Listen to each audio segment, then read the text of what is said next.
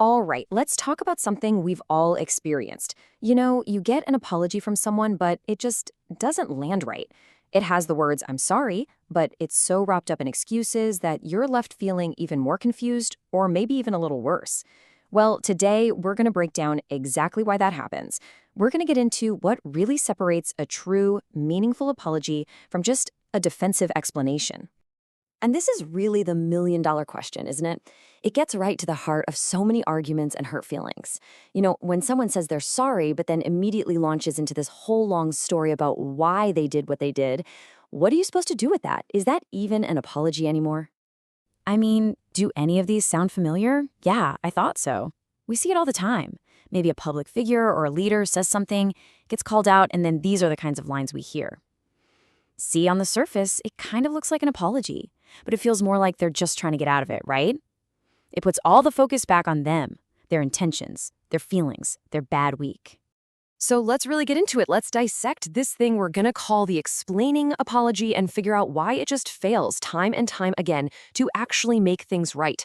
This image right here, it just nails the core problem. It asks the key question. In that moment, what's actually doing the heavy lifting? Is it the quick I'm sorry part?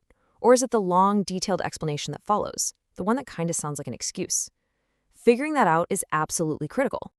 Okay, so here's a really important idea to hang on to. Two things can be true at once. Look, it's not that explanations are always a bad thing. Of course, context matters. The real problem starts when the explanation gets tangled up with the apology, and it ends up replacing accountability for the harm that was caused. And you can see that tension perfectly right here.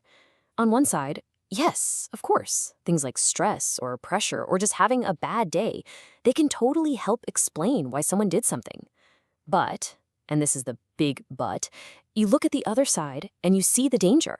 That very same explanation can be used, sometimes without even meaning to just push all the attention away from the actual hurt that was caused. It becomes a way to avoid accountability. So, what happens when you get one of these explaining apologies? Well, it actually makes things worse for the person who was hurt. It's like, not only are you still dealing with the original sting of what happened, but now you have to do all this extra emotional work. You have to try and figure out what they really mean, and you kind of feel this pressure to just accept their story and let them off the hook. It's exhausting. Okay, so this really leads us to the two big paths you can take here. You can either respond with defensiveness, or you can respond with a real focus on repair.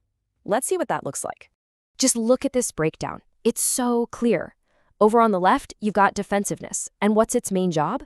To protect the speaker, to make them feel less uncomfortable. And it leaves all the hurt right where it started, with the other person. But then you look to the right at reflection and repair. That's a whole different game. It's about naming the harm, putting the other person's dignity first, and most importantly, it's what actually creates a chance for things to get better. And the language, it's night and day, right? On the left, it's all about fighting back, pushing blame. You took it the wrong way. I didn't mean it like that. It just shuts the door. But on the right, the language is about owning it. I can see that what I said caused harm, and even thank you for raising it. See? One closes the conversation down and the other opens it right up. All right, so we've torn down the bad apology. We know what it looks like. So how do we build a good one? That's what we're talking about now, the actual architecture of a real reparative apology. And it all comes down to this one single massive shift in focus. A real apology is not about you. It's not about protecting your ego or making yourself feel better. It's about turning the spotlight completely around and putting it on the other person, acknowledging the impact on them and centering their experience. And here's the playbook, broken down into 5 clear steps. First, just fight that urge to explain it all away. Just stop. Second, be direct. Name what you did wrong. Don't say, I'm sorry if you felt. Say, I'm sorry that I did. Third, make it about them, not you. It's about their dignity. Fourth, give a real, simple I'm sorry, and maybe even thank them for having the guts to call you on it. And finally, and this one is so crucial, commit to actually changing. Promise to think about it and do better. And when you make that shift, well, that's when you move from a place of just defending yourself to a place where you can actually restore someone's dignity. I love this quote because it just gets right to it. The whole point is not just to get yourself out of the hot seat or to make your own guilt go away. A real apology has a much bigger, much more important job to do. Because a real apology, man, it does three incredible things. It actually creates the possibility of repairing a relationship. It restores the dignity of the person who was hurt by showing them that their feelings are valid. And it fosters real, lasting change, so the same mistake is less likely to happen again. So let's wrap this up with one final super powerful way to think about all of this, a filter you can use for every apology you give or get from now on. And here it is. This is the question I want to leave you with. The next time you hear an apology, or the next time you give one, just ask yourself, what's coming through the loudest? Is it genuine remorse for the harm that was caused? Or is it self-protection, a strategy to shield the speaker from feeling bad? The answer to that question, well, it tells you everything you need to know.